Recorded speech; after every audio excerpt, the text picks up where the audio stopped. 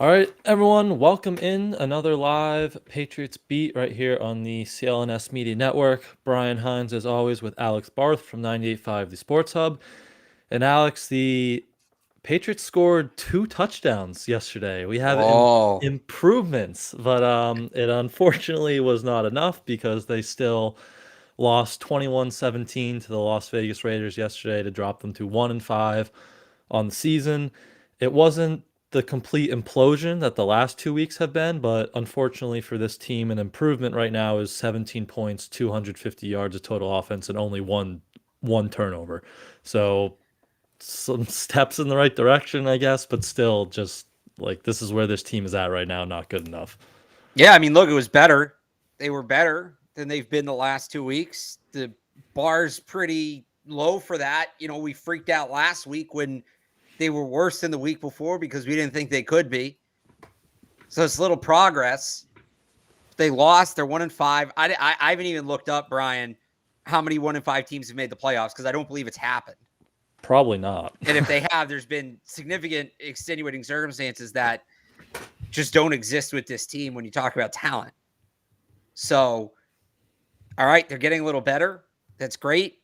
They kind of lost the right to celebrate that at this point, especially when they still lost the game. Because where is this season going? There's been a lot of talk about we're going to get better, we're going to get better, we're going to get better from the players. And I do believe at least some of the players are still trying and still putting in the work. I do believe that. But for what is kind of, where are they at now? It's hard to talk about this team and not talk about the big picture. You have Adam Schefter on Pat McAfee giving a whole word salad about Bill Belichick's future. That's been and is going to continue to be a big talking point. The future of Mac Jones. We were all locked in on Washington, Oregon this weekend and on UNC Miami. There's the report at that Oregon-Washington game. The Patriots were one of 8 NFL teams to have multiple scouts there. This is just kind of where we're at with this team. We can talk about this game and break it down. But I think everything has to be through the lens of the future, right? Who in this game looked good that maybe will be a part of this thing moving forward? Who in this game didn't look so good or maybe looked good but is on an expiring deal where you start talking about the trade deadline? I just think that's where this team is at right now. Yeah, all to the future. And there were some positive individual performances that we can highlight and get into, but like the big things that with that game specifically, and we can talk long term because that's the big thing, big picture, but like with that game, like the penalties was ridiculous. 10, I think 11 total, 10 accepted, 79 yards. It was the most all year. You hear Teddy Bruschi on SportsCenter get up this morning saying like that's on the coach, that's on Belichick. They're not, the players aren't hearing Belichick, and it's been like that for the last 2-3 years. And not only the amount of penalties, but the time, like the times of the penalties. This is a team that all week we heard they're starting over, they're getting back to the basics, getting back to the fundamentals, and their first 2 plays on offense were penalties. Like, Right. what does that tell you how they worked all week? And then late in the game, you have this long drive, which was another thing. Like that fourth quarter drive takes 9 minutes out of the clock. Like when you need 2 scores, this isn't the '07 Pats that can score on will here. Like let's get some tempo. And then you even stall out there, and you back yourself up when you're on the goal line with 2 penalties. You get bailed out by Max Crosby roughing the passer, then you score, and then you get the ball back, and 2 more penalties back you up, lead to a safety. So, like talking about that game, that long drive where there was just no tempo, it seemed, and all the penalties, like just keep shooting themselves in the foot. And then we can talk about Mac, another boneheaded turnover on him, just not good enough, and they're just hurting themselves too much to even have a chance to win games. I mean, that drive, 17 plays, which was really 20 with the penalties. We talk about how much time that took off. There were 20 snaps on that drive. Patriots subbed on every single one of them, so that didn't help them hurry things up. 17 plays, 78 yards, 9:30 off the clock, down 2 scores in the fourth quarter. Brian, I know you're a Big Ten football guy. I know Big Ten football when I see it. That's what that was. You got to show a sense of urgency there. Why didn't they? Mac Jones cited the substitutions as a reason you can't move, but at least, and look, they didn't need to be in hurry up from the start of that drive. 2-score game, 13 minutes to go. But they ran, sorry, I got to check my notes here. 1, 2, 3, 4, 5, 6, 7 plays. So what they got in the red zone Their first play in the red zone of that drive was the first play under 6 minutes. They ran 7 plays after that. They substituted on all of them. Fully huddled up, took the clock down, and there's one penalty in there as well, which I believe was the Antonio Mafi false start. No, that was on the last drive. There was a penalty in there. I have it written down. I think so was a false start, and then they had the illegal shift too. Was that drive too? Oh, okay. So the false start's the illegal shift is the play in here, the under 6 minute. Yeah, that's what that is. I knew it was one of the standout penalties. It's not Mafi. The point being, like, you need to show a sense of urgency there. Is it substituting? Maybe, but again, the under 6, you had 1, 2, 3, 4, 5 like between plays. So you 6 plays, but 5 chances essentially to hurry up. The clock was stopped on 3 of those. So that's only 2 plays. The substituting made a difference because you substitute and the clock stopped, whatever. I wonder if the coaching staff didn't trust the offense. I wonder if the coaching staff said, hey, they're moving the ball. You know, like when you're trying to, like, it was working, right? It was balanced. It was almost like they don't want to screw it up. Back in the day when you were trying to, like, make like a poster or a flyer on Microsoft Word, and if you moved the picture half an inch, the thing became 3 pages and it was all over the place. It's like, let's just not touch it. It's working. Let's just not touch it. But the flip side of that is, all right, great. They were able to move the ball. They were able to go down and score. They took entirely too long. And yes, they still got to drive after, and the defense made a big play, and the defense was much better in this game. Christian Barmore was great. He is the big stop on that 3rd down. He was awesome. But now you're in hurry up anyway. So the thing that they maybe avoided before, now you're in hurry up. You get the bad penalty. You get the drop. It was a drop. I don't care what Devontae Parker says about fingertips. That's a ball you should catch. And then Mac Jones takes the sack because Vidarian Lowe is trying to block Max Crosby. Just can't have it.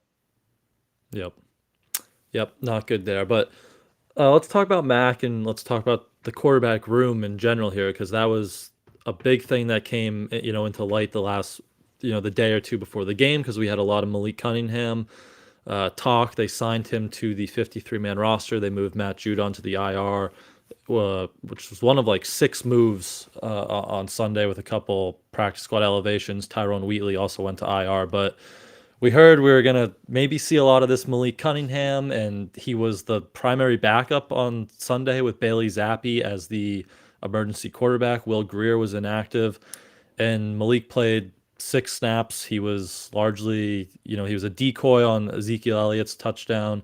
And then he had like a few bad reads, it looked like, on some zone reads, and took a sack on one. So I know Bill said like it was just kind of a game plan thing after the game, but do you think we're at a point where Malik is really the number 2 quarterback going forward here, and they would trust him if Mac Jones gets hurt or just keeps kind of imploding and you need to actually pull him in a game? They might do that at this point. They've been so freaking weird with this position for the last 2 years. I wouldn't put it past them.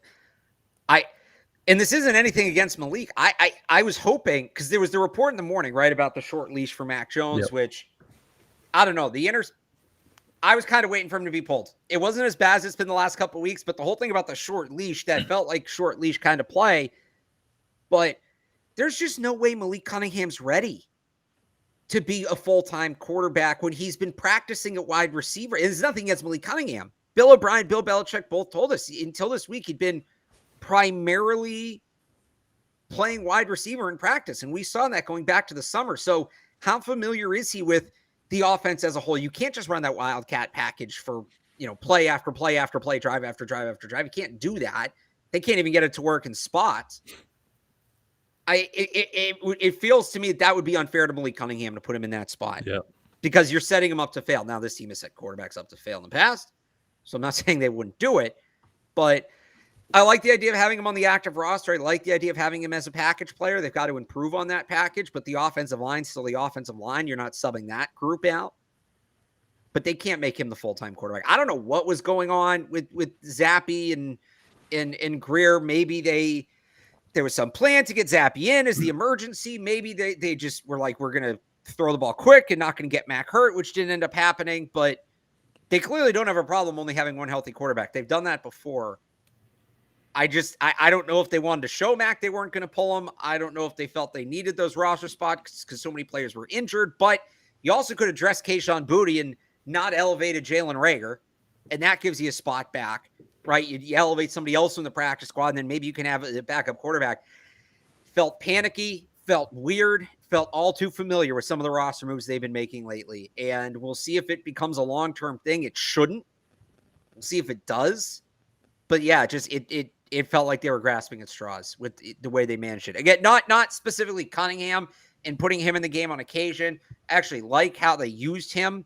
But the whole thing about there's a report Saturday, oh, he might be elevated, but they don't know if they're going to have the spots. So suddenly he signed to a 3-year deal.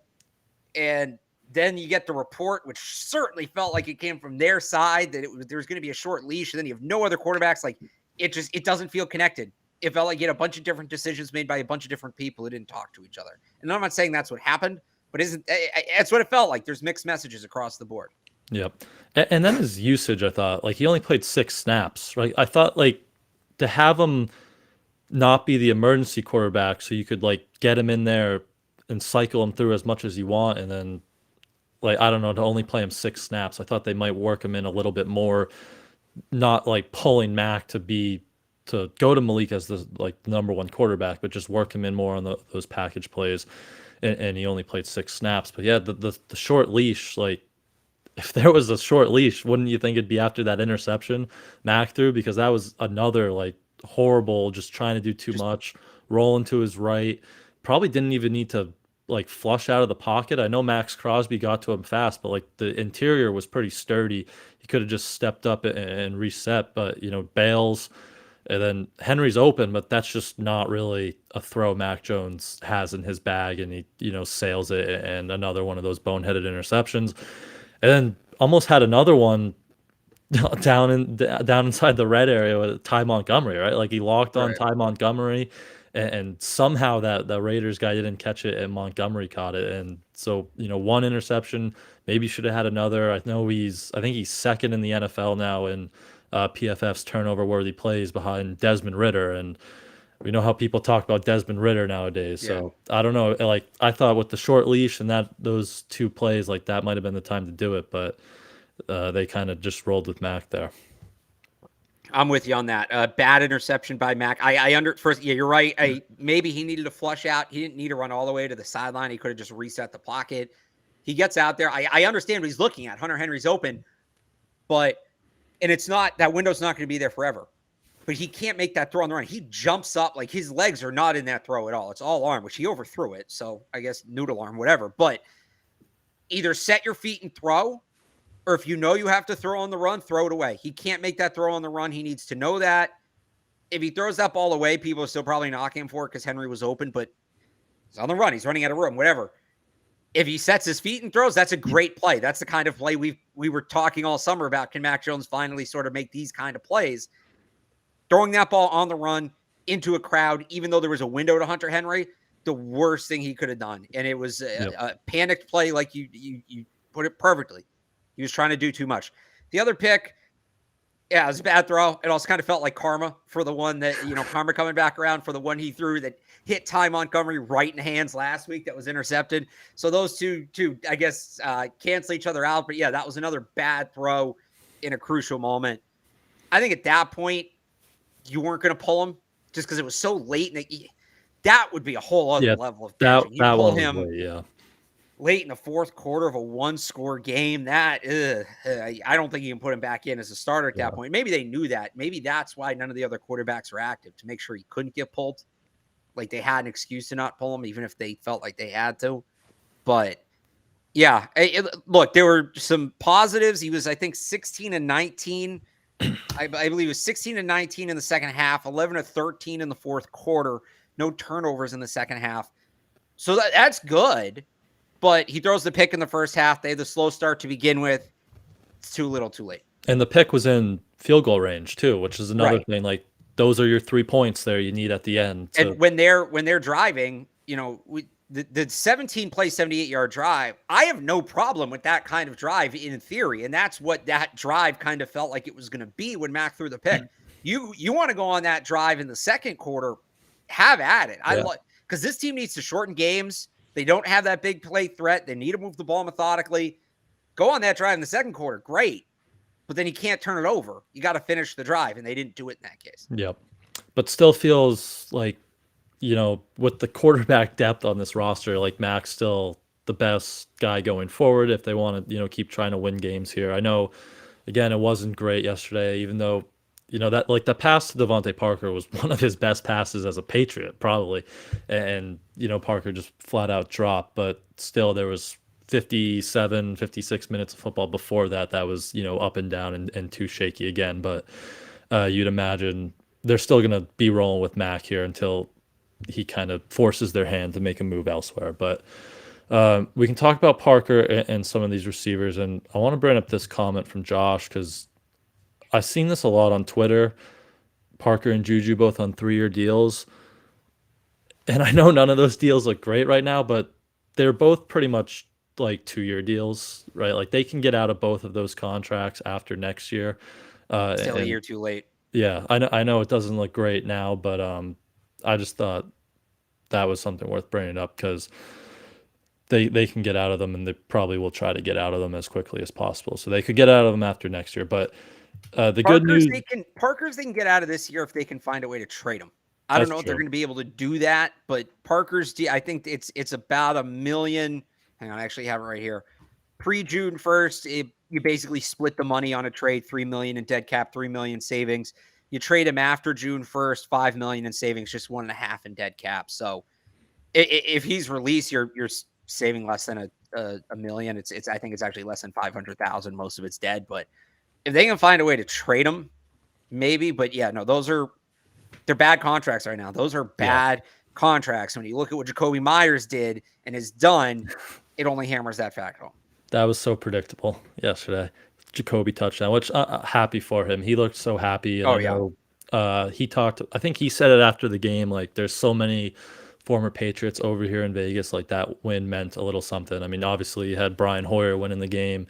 Adam Butler had a big sack. They a lot of those guys. So happy for them. But yeah, I mean, we've talked about Juju a lot, but Parker's been really quiet too, obviously with the drop yesterday, and he had another one where he kind of ran a run route, it looked like on 3rd down, or he was just too slow getting into it, and it led to an incompletion and a field goal. And I mean, I know they like him at the X, but like, what is he bringing to the team at this point when we've all been clamoring for Kayshon Boutte? I know he's not even like a pure X, but like what we keep saying, play the kids, right? Like, get Kayshon Boutte. We saw a little Tyquan yesterday in his first game back. He was quiet too, but like Juju's not giving you anything, and when he's hurt now, and Parker's not giving you anything. So I would just keep playing the kids, let Kayshon Boutte get out there, keep playing Tyquan as much as possible, and just see what you have, because nothing to lose at this point at 1-5. And even from the standpoint of, hey, we still got to try to salvage this season. What has Devontae Parker and Juju Smith shown you to reward time on the field? And also Parker's comments after the game yesterday, it hit off my fingertips, I don't know if it was catchable. Come on, dude. Come on. What did you see Devontae Smith's comments? Devontae Smith? So he had a really bad drop in his game yesterday, and I didn't there was a video going around. They were asking him, and he's like, I effed up. I just need to catch the damn ball, pretty much. Which it was like, it was the exact opposite of what. Good for him. Shout out to Bama. Yeah. The one that I think of is in that same locker room a year ago. Yeah. Jacoby Myers totally owned up to a play that, if we're being honest, was not entirely his fault. He's majority at fault, but they should have never called the lateral. Ramondre Stevenson throwing it to him in the first place was the wrong play. And he sat up there and said it was all me. So when there's talk about, and people love to jump to, the players have quit. Players have quit. They're not playing for each other. They're all miserable. Parker says something like that. That's not a guy who's that interested in winning games. That's just the reality of it. So what is he showing you? What is Juju showing you? Kendrick Bourne should stay on the field. That guy's awesome. That guy can play. I'll take another victory lap on telling you all that he should have been playing all year last year, because he should have been. He was the best receiver on that team. He is the best receiver on this team. After him, you're right, though. Play the kids. Not beyond just, I want to see, what they can do long term, but it's also, hey, if you want to try to win some games this year, Devontae Parker and Juju Smith-Schuster are not going to help you do that. Kayshon Boutte, he might. I don't know whether or not he will. We haven't seen him, but he might. Demario Douglas will help you win games. Tyquan Thornton might. Hell, put Jalen Reagor out there a couple times. See if you can tap into that first round potential. I've seen enough Juju Smith-Schuster and Devontae Parker to know those guys are just not making plays this year. They're not. Yeah.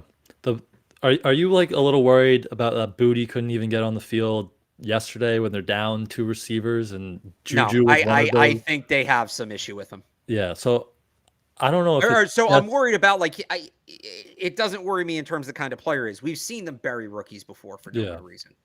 But I don't know if it's just that last catch or the game against Philly, like it has to be something more. Like they see him in practice obviously every day, so you would hope it's more than just that first like his first career game and he makes a mistake or two playing kind of out of position. You hope that's not what's burying him here, but it might be. And that's a guy who coming out of LSU, like his big thing was how committed is he, and you saw him posting like free me on his Instagram story before deleting it. So I don't know, I just hope they don't kind of lose him there, or lose that talent, and they can get him on the field somehow, because again, Juju, Parker aren't giving you anything. But yeah, Kendrick Bourne was awesome yesterday. Continues to be their best receiver, 10 catches, 89 yards, I believe it was, when everyone knew he was getting the ball and they still couldn't stop him. Someone brought up in the chat, I lost it now, but he's awesome after the catch. Like he had 68 yards after catch, I believe it was. It was their most from any pass catcher since week 1. And that was Ramondre, because he caught like a 40-yard screen pass late in that Eagles game. So he's awesome. But back to that big picture point earlier, is it time to now trade Kendrick Bourne off his best game of the year and the fact that he's in a contract year in year 1 and 5? Probably. I wish they could move Juju and Parker and keep Bourne as kind of the veteran of the group as they rebuild that room, but that's just not, I want a lot of things. They're not going to happen. So, yeah, I look at him. It's still him for me. Hunter Henry should be in that conversation. Josh Uche should be in that conversation. Maybe Jabril Peppers, but that's another guy where, like, he's not, what is he, 28, 29 years old? He's not that old. 28. And he's under contract next year, too. Is he? I thought he signed a 1-year deal. No, he was 2, I believe. Okay. So I'm definitely holding on to him, because that's a guy that sets the tone. He's still trying. He's still going out there making plays. But, yeah, Bourne, Uche, Henry. Some in the chat said Gesicki didn't get anything for him. I don't think he can. He hasn't been good, and nobody wanted him in free agency. So, yeah.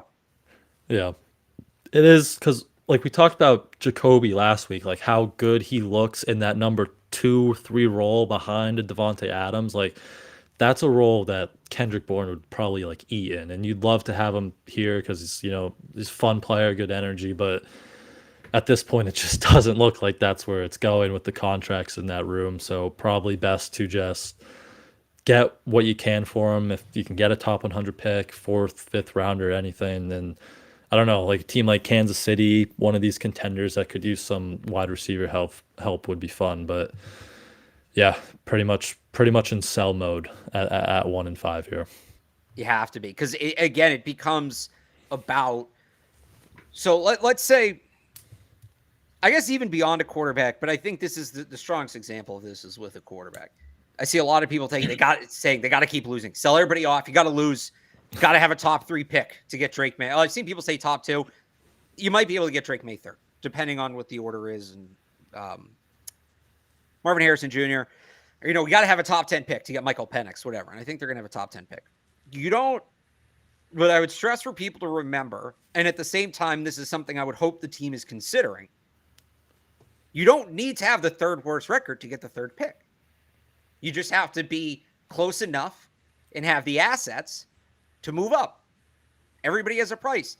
And that's why, even if they do win a couple of games here, because Bill Belichick's not going to tank. He's just not going to do it. He's not going to purposely throw games. If you think that's going to happen, you're kidding yourself. And I don't fault him for it. He's some pride behind that. But you need to kind of have this recognition of what could happen in the future. If you trade a few players, maybe they end up with like the 6th pick, and they really like Drake May and they want Drake May. You trade Kendrick Bourne for a 3rd, and somebody say, "Oh, the 3rd. Oh, what are you going to get with a 3rd?" You're not going to get a franchise-changing player with the third, but you can add that pick to your offer to move up and get Drake May. And now you have 2/3, and maybe the other team that's trying to move up only has one or something like that. So it's the draft order is important, but it's not written in permanent marker. Yep. What the Patriots need this offseason more than anything else is flexibility. Flexibility when it comes to spending and flexibility to move around the draft board. The way you get the latter, and a little bit of the former, but mostly the latter, is you start trading players now and you accumulate those draft picks. If they can add one top 100 pick, 2 or 3 top 150 picks, that changes the picture of what you can do come draft night. Because even if it's that, whatever it is, Thursday night, Thursday, April, whatever it, we're sitting there with the Patriots at 6 on the board, I'm not going to be sitting there saying they have no shot at Drake May or they have no shot at Michael Penix, or who knows, maybe no shot at Caleb Williams after his stinker, and we'll get to that. Maybe he's no longer the clear 1-1. I'm going to be sitting there saying, hey, they still have a shot at this. Look at all these picks they got during the deadline. They can package these. They can move up. They can get one of these quarterbacks, or they can get Marvin Harrison Jr. They can get Joe Alt, or they can get Olu Fashanu.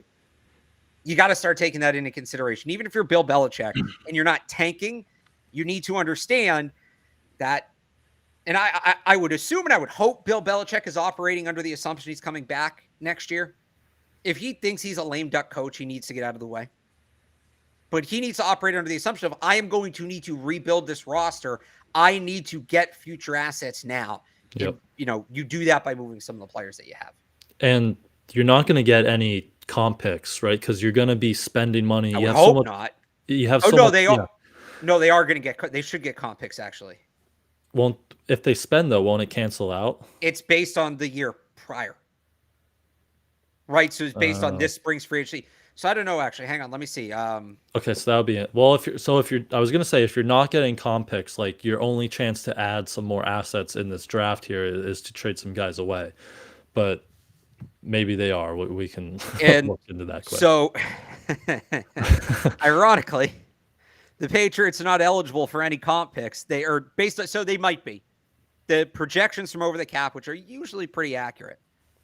The Patriots lost one player who was worthy of a comp pick above the 7th round, and they signed one player with a comp pick worthy of above the 7th round. Do you want to guess who those 2 players are? I'm going to say Jacoby Myers and Juju Smith-Schuster. That is correct. They actually, so I guess Nelson Aguilar initially qualified as a comp pick player. I don't think he will because he's not playing that much. Mike Gesicki, Riley Reif, and Calvin Anderson are also comp pick players. Gesicki might qualify, so the Dolphins might get one for him. Reif's not playing enough, and Anderson's not playing enough either, so those won't go over. But yeah, they're not going to have any comp picks this year. Yep. Pretty much because they signed Juju Smith-Schuster.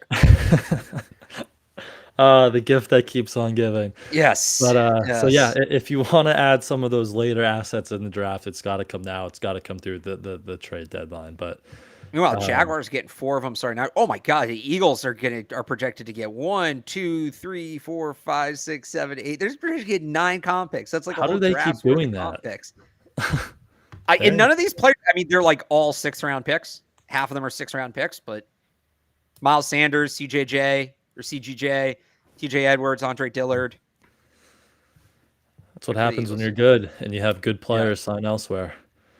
But yeah, so trade deadline last week of October, I believe it is. I think it's in 2 weeks, so that'll certainly be something to monitor here, especially at 1-5 and with back-to-back games against the Bills and the Dolphins coming up. Looks like you could be sitting at 1-7 here. But one more up, one more down on the offense before we head over to kind of the defense. I thought they were finally able to run the ball. I thought that was a good showing from the run game. Zeke Elliott looked pretty lively. And I know the offensive line is a part of that, but still like Antonio Mafi, Vidarian Lowe, overmatched, outmanned, and pass pro throughout the game. Trent Brown and David Andrews I thought were pretty good, especially Trent. But yeah, probably one of their better run performances of the year. They probably should have leaned on it a little more, especially on some early down situations, but they didn't. And nice to see Zeke looking lively, looking spry in his legs there. Yeah, I thought the running backs looked good. The running game looked as good as it has. Zeke looked good. He was out, remember, for like a month, so he's a a month behind in theory where you'd be. Now it seems like he's kind of found his form now, so they should take advantage of that. They're going to need the offensive line to do it. Mafi so low, just not good. Just not good, period. They got in the way. There were chances the Patriots had to make plays in the run and pass game that those three, whether it be through penalties or missed assignments, cost them, plain and simple. Yep. So you hope, I don't know, you hope Riley Reef can get healthy. You hope Mike Onwenu, who can get healthy, who he was active, but he was only available on an emergency basis yesterday, so he didn't play. So that's, keep saying it. We've said it since the spring. That would be the one thing that derails this whole offense, and that's unfolding right in front of us. So another, again, I thought Trent and was good. David Andrews had a good bounce back game, but yeah, those other three positions are tough and really holding this offense back in a number of ways. But let's hear from our friends over at Fanduel very quickly, and then we can talk a little more about the defensive side of the ball and some of the standouts over there.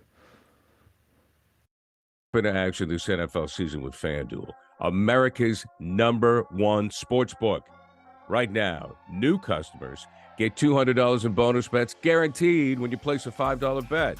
That's $200 in bonus bets, win or lose. If you've been thinking about joining Fanduel, there's no better time to get in on the action. The app is so easy to use. There's a wide range of betting options, including spreads, player props, over-unders, and more. So visit FanDuel.com/Boston and kick off the NFL season. Fanduel, official partner of the NFL.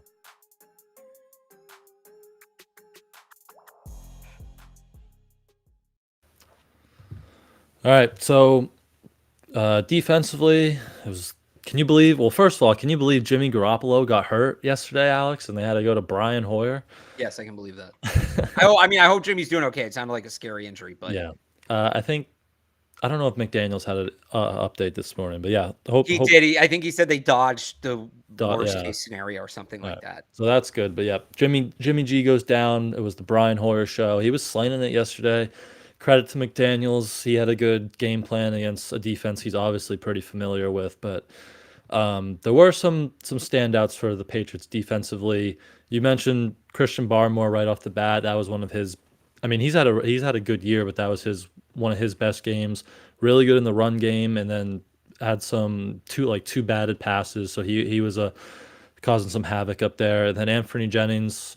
Keon White went down, so they're and Josh Uche was in and out, so they're really thin along the edge with Judon obviously on IR too. I thought Anthony Jennings had a good game in the run game. He's a good rotational edge piece there. So those were kind of two highlights. Bentley also really good. Tavai good. Peppers obviously had the big play, caused the turnover, and quite the celebration after that. That was funny celebration. But those are some of my defensive individual standouts from yesterday. A big question following the loss of Christian Gonzalez and Matthew Judon was who's going to step up as the new leaders of this defense. And you saw against the Raiders kind of that lack of identity. You saw Barmore, Tavai, Bentley, Peppers. These are guys that are now stepping up and making plays. And this is going to be the group if the defense is going to be good. It's not going to be as good as it was going to be with Judon and Gonzalez, obviously. But if they're going to do something, I think that's the group you're looking at, and the group to step up and make some plays here. And we'll see if they can do it against a better offense next week in Buffalo. But I think, and then Keon White got hurt. I don't believe we have an update on him, but Keon White and Marte Mapu are the other two guys you're going to look at, especially Mapu this week against the Bills, are guys you're going to look at for increased roles as well. What was up with him not playing a single defensive snap? That was it's not it's a tough game for him. It's a match. It's a game where he wouldn't really play a lot. If he doesn't play next week, I'm going to be worried. I said this when they drafted him. There was a very logical plan for him, but it wasn't a plan I trusted them to follow. And it feels like, I was like, great. They're going to, this is great if they're comfortable playing a 220-pound linebacker, which they don't do. And it feels like they drafted him and they were all excited to try this. And now the season's not going well and they have cold feet and they're trying to fall back on what they know works. And that'd be a shame because there's some really good players that went after him. And to draft a player, we've seen them do this so many times before, just draft players that do have upside, but they don't play them. They never develop. And then they get written off as busts. It would suck to see that happen again. I know. And he had like such a good spring and a good summer, so it's disappointing. I'm at the point where I kind of feel like they just view him as maybe Kyle Duggar's successor, and they're just gonna let Kyle Duggar walk and just say, hey, oh, we have Marte Mapu, who we drafted in the 3rd round. We can plug him in as this next like box safety type. But yeah, if he doesn't play against, a quarterback like Josh Allen, who he is built to play against, like that's gonna be really annoying. But Keon White, he took a pretty nasty shot to the head, so I wouldn't be surprised if they're without him for at least one game with how these head concussion injuries work. Well, obviously, we'll see. They're back at practice tomorrow, but yeah, they're like the pass rush without Judon has been the biggest thing. It was another game where they blitzed over 40% of the time, and they only generated pressure on roughly a quarter of Vegas's dropback. So like they desperately miss Matt Judon. Obviously, Uche going in and out too wasn't helping along the edge in the pass rush there, and I don't think he finished the game either. He was in the locker room to finish, I believe. So that's another guy who you look at, and I mean, if you can't get home against Josh Allen next week, you're going to have even more issues than you already do have. Right, and they can't get to the quarterback. I'm not expecting that to change next week. They need to find ways to do things without. They need to find ways to create on defense, I guess, without getting to the quarterback, because faced a banged up line against Carr, couldn't do it. Faced a banged up line against the Raiders, couldn't do it. It just feels like it's not going to happen. Yep. So disappointing there, but those are the standouts. Any other standouts you had, or anything else from the defense kind of there? Again, like good. The one thing they've been like kind of good at this year is red zone defense. Yep. And it was good again. And if they are going to find a way to win games, and look, the offense has to capitalize on eyes on it, and that's not happening. But the red zone defense was good yesterday. I'll give them credit for that. They locked it. And it's not like the Raiders are like, oh, well, they just against some terrible red zone team. Raiders 20th in the league in red zone, so they're not great, but they're not bad either. And the Patriots made them look bad. Yep. I thought, Vegas moved the ball pretty easily, but then once they got into the red zone, I think they were one of 5, 1 or 6. 1 of 6. 1 of 6. I mean, it was pretty much textbook Belichick bend don't break defense. Don't break. And I don't know that they have the luxury to bend don't break right now, but they did what they were designed to do. And the turnover was down there, and then they did get bailed out on like the first drive when the Raiders guy had a really bad drop on a little crosser there. But yeah, one of 6, you'll take that. 19 points, you'll take that. Just unfortunately, your offense can't score. But any other last things defensively you had there? No, that's it for me. I think we pretty much hit it. We were robbed of the Chatter Island game winner, which I was upset about. You were ready for that. It was his birthday too. He deserved the chance for like a 60-yard game winner. That would have been great. But he did make all his kicks, so that was good. Behringer had a first one shank, rebounded with 2 better punts after, and another special teams penalty too, which kind of was questionable. Sam Roberts was put in a tough spot there with a leveraging call on a field goal, but their penalties. I'll talk about their penalties for a second. They're called for 11, 10 of them accepted. I think it was 70-something yards by any metric, the most penalized game of the year. Of their 11, so first off, 7 on offense, 3 on defense, 1 on special teams, which was Sam Roberts' one. What was really jarring, 11 penalties, 5 in the first quarter, 5 in the fourth quarter. Can't have it. Cannot have it. When you're a slow starting team and when you struggle at the end of close games, and they weren't spread out over the quarters either. They were in quick succession. Cannot have it. Bill Belichick even said after the game, it's not a winning formula. Correct. It's not. Can't be just overloading on penalties in the first and fourth quarter. Can't do it. And a lot of those gave Vegas like the field goal, fresh set of downs. We're lucky they didn't capitalize. Right. Late in the fourth quarter when you're trying to get the ball back, J.C. Jackson pass interference, move the chains, another set of first down. So just too many in bad situations, untimely penalties. But yeah, just not good. Another slow start, double-digit deficit. Can't complete the comeback. Just the game script we've got so accustomed to the last few years. We're so lucky to have it. But Yeah. Any other last thoughts on that game? Big picture. We could talk a little college ball if you want to. Yeah, I think we got to go over to that because, as Patriots now sit here, I think if the draft were today, they'd have the 4th pick? They're at 6 right now. They lost the game and they moved down in the draft order. Are you sure? I thought I saw 4th this morning. What are you looking on? I had a Tankathon, had them at 6. Oh, Tankathon has them at 6. Maybe I was looking at something old. So it's by opposing strength of schedule. So that's the problem. They keep losing to these teams. It looks like they won. It looks like they lost to harder teams. Yeah. They need. So, if you want the Patriots to get a better pick, you need all the teams they've lost to start losing, because that's the tiebreaker. And I think the Vikings are the only one-loss team that won yesterday. Everybody else, I think, lost. So a lot of bad teams. But we they got do to have, look at the Giants and the Broncos games will be big for the Patriots draft order late in the year, because those are two of the other one win teams. So those will be interesting. But yeah, you lose and you move down the draft order. That's just where things at for the Patriots right now. Yeah. So focusing on the draft, we got to look at a lot of the top quarterbacks in college this weekend. I guess let's start with the big game. Michael Penix, Bo Nix. Penix, 300 yards, 4 touchdowns. Nix threw for 150 yards and a touchdown. Really went into game manager mode. Still almost had a chance to win it. Michael Penix, though, leading the game-winning drive. I'm not totally out on. I'll do Bo Nix first because it's clear. I'm not totally out on Bo Nix, but I needed to see more.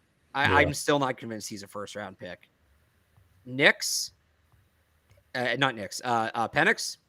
Hell yeah. He was awesome. Michael Penix, there should not be any conversation about QB3. I think he's closer to Drake May than the guys behind him are to him, whether that's J.J. McCarthy, Quinn Ewers, Bo Nix. Michael Penix is a top 3 quarterback in this class, might be top 2. He is 24. I'm not saying he's a perfect prospect, but his arm talent is just unreal. The throws he's making, outstanding stuff from him. What'd you make of both quarterbacks in that game? Yeah, I thought Bo Nix was all right. They obviously relied on the run game, I thought, in that game a lot, but I don't know. I'm kind of with you on the first round pick thing. He just still scares me from Auburn. I just think that's something you would draft, and then you just get Auburn Bo Nix back and you waste another first round pick. But yeah, Michael Penix was awesome. But I think the best player on the field was Rome Odunze. I thought so too. Nasty wide receiver. Is he wide receiver too in the class? He might be either him or Keon Coleman, probably, who had another awesome game for Florida State. You're not going to put Ibuka in that conversation? Yeah, I love Ibuka too. There's so many good wide receivers. Xavier Worthy, there really are. But yeah, I thought he was really good.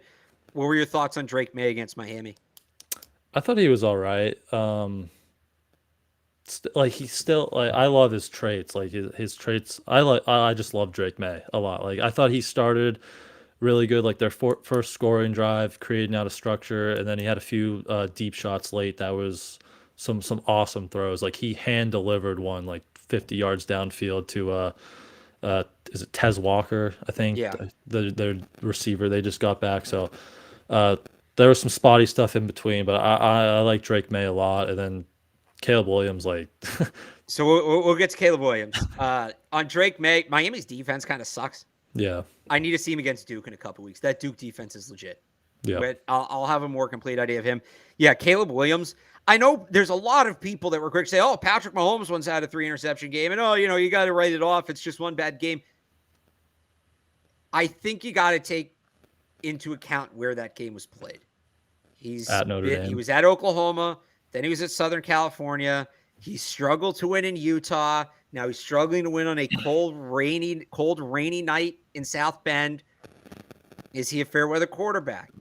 And I'm not saying that means he can't go 1-1, but you got to think a lot about that if you're the Patriots, and that can matter. I know a lot of people think Josh Allen's a good quarterback. He is a good quarterback. What happens when it gets cold in Buffalo? What exactly happened last night? I could see Caleb Williams having a very similar boogeyman to Josh Allen, especially if he gets drafted by a team that's Northern and plays outdoors, where he's struggling November and December. I think that was an eye-opening game. He also just kind of quit. That game was a little Mac Jonesian of him. Yeah. Starts throwing off the back foot. He was He was under pressure a lot, which like He was looks under familiar. pressure. Yeah.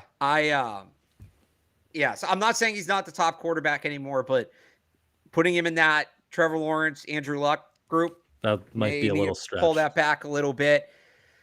Also, I know because there's some people out there in terms of the coaching conversation want to talk about Lincoln Riley. I'm good. Hard pass. Hard pass. He can't be. That's not a good Notre Dame team, by the way. Like that team's not. They're good defensively. Estimate rules. They're a fine. They're ranked 21st. I don't know what they are this year. They're 21st going to that game. They're probably like somewhere between 15 and 30. If you can't beat them, you can't beat an NFL team. Plain and simple. And when you look at the history of college coaches struggling in the NFL, I don't think I keep wanting to say Lane Kiffin, which is appropriate. I don't think Lincoln Riley's any different. I don't think he's any different than a guy like Matt Rule or a guy like Lane Kiffin or a guy like Urban Meyer or anything like that. Maybe he's not as much of a disaster as Meyer, but like I don't think he's a difference maker. So yeah. I think that's pretty much the rundown. I know some people want us to talk about Hartman. To me, Sam Hartman in the NFL is like a good backup quarterback, maybe spot starter. I could see him having like a Gardner Minshew kind of career where he's, regularly like the worst or second worst starter in the league. Teams have him, but they have a plan in place to replace him. Ryan Fitzpatrick would be another guy that fits this bill. Tyrod Taylor, I think he's probably that level of quarterback. I would not touch Sam Hartman in the top 150. I don't think he's an answer for the Patriots. Doesn't mean I wouldn't take him like at some point as a backup, but I think that's pretty much it. Texas, I believe, was off, right? So we didn't see Ewers. Those are the big games. Yeah, we didn't see Ewers, and McCarthy's the other one. I do not get why so many people are fired up about JJ McCarthy. I just don't get it. He just doesn't throw the ball much. He throws 20 passes a game. His team's up 40 points every game he plays in. I get there are some traits you could see, but he just doesn't have to do much. So if he is good, he's incredibly raw. He's probably 2 years away. And for the Patriots, he's the guy that goes to a team that is an older quarterback. He's the guy the Patriots should have drafted. If they're going to draft him, that's the guy you draft in like 2017, 2018, 2019 when Brady was still here and running it out. That's who he is. Hendon Hooker, right? Like the Eagles with Jalen Hurts. I don't think he'll be Jalen Hurts, but he's that kind of guy. He is not a guy you're giving the keys to the franchise to week one. He barely has the keys to Michigan as their starting quarterback. Blake Corum has the keys to the Michigan offense. So, yeah, I don't see with JJ McCarthy. Yeah.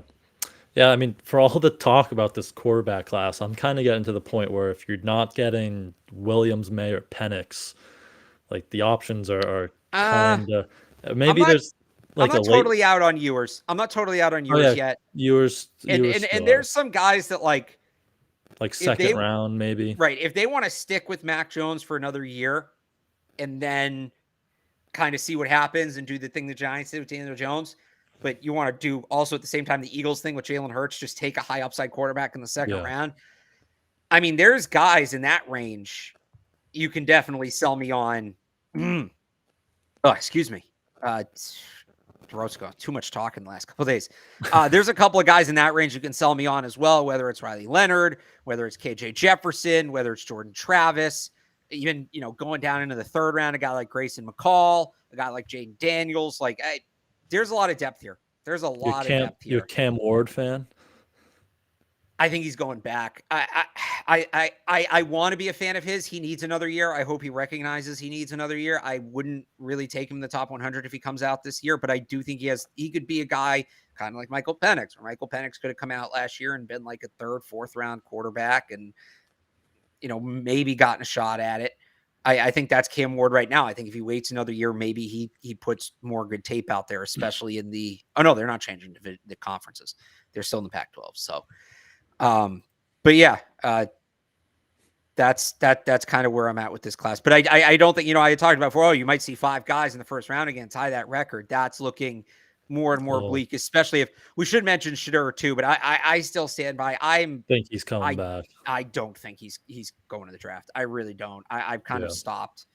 Nothing against him personally, but when Deion Sanders says he's going back to school, he's probably going back to school. Right. So I kind of when I'm plotting out the draft class, I haven't really included him for that reason. Yeah, that's kind of where I am. But Yeah, some big games next weekend with, Tennessee, Bama, uh, Ohio State, Penn State. I know Yeah. Caleb Williams has to play Utah, so be some good games there.